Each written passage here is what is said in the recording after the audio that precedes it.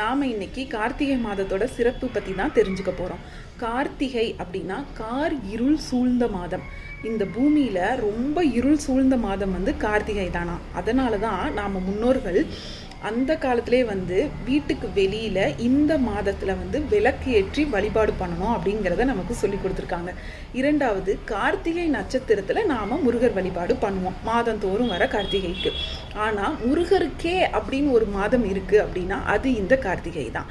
அதனால் இந்த மாதம் நீங்கள் பண்ணுற வழிபாடு மிக சிறந்த பலன்கள் உங்களுக்கு கிடைக்குமா. அடுத்தது, சோமவார விரதம்.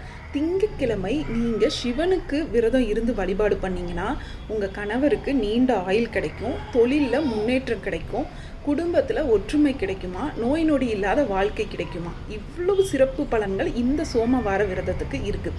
கடைசியாக திருவண்ணாமலையில் தீபம் ஏற்றி திருக்கார்த்திகை நாம் இந்த கார்த்திகை மாதத்தில் தான்